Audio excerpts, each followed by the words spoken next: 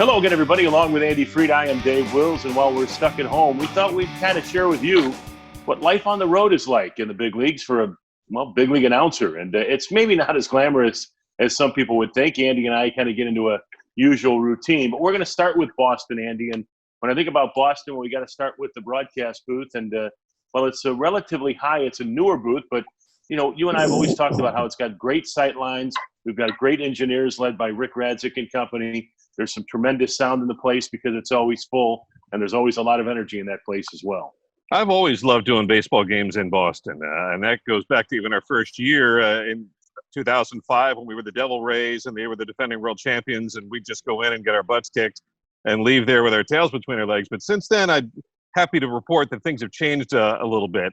I enjoy winning in a road ballpark no more than anywhere than Fenway Park. That is the best place to win a baseball game, to quiet the crowd, whether it's the 08 League Championship Series and B.J. Upton's home run stunned everybody, or in 2011 when we went in and took 3 of 4 in September and got all the angst in the air in Boston as the Rays erased the 9-game September deficit.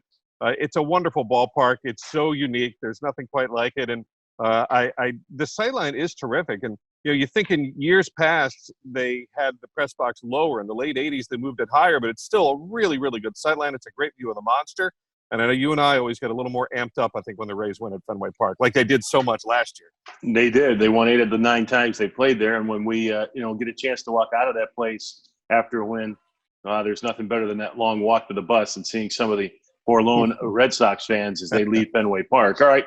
Well, while we're in the ballpark, and you and I love to talk about food. Let's talk about media dining. And going back a number of years, they used to be among the best. Now, maybe not so much. But, again, when it comes to all the offerings, maybe the best thing for me, and maybe it's not the best thing for me, is the fact that they do have donuts daily.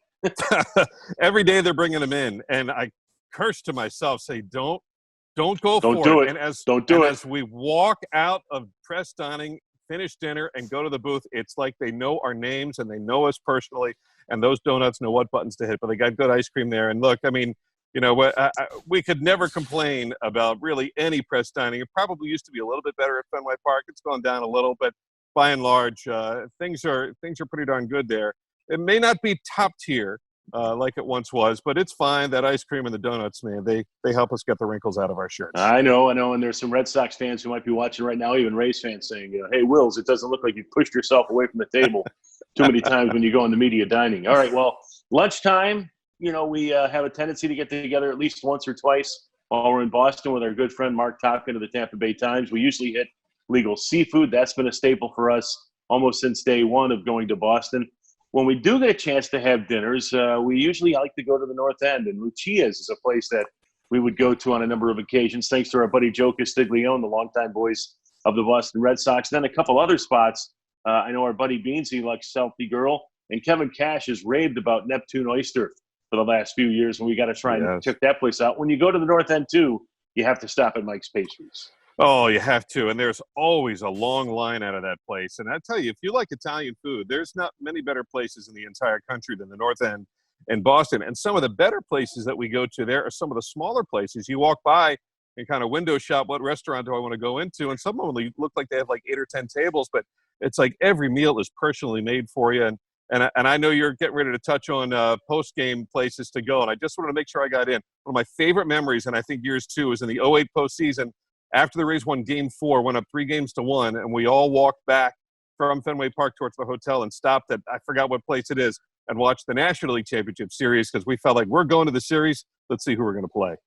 Yeah, I mean, I've been known to have a post-game libation or two. You've got McGreevy's on Boylston, whiskey. You've got the Poorhouse, and over the last couple of years, Earl's is a place that we go to Toronto, and they've opened up another office or drinking establishment in Boston too. Let me tell you, folks, if you get a chance to go to Boston this season or any season to check out the Rays, you should do so. And hopefully we've helped you on maybe a little bit of a tour. Don't forget, too, that when you go to Boston, you should always check out the Freedom Trail and maybe go to Cheers, too.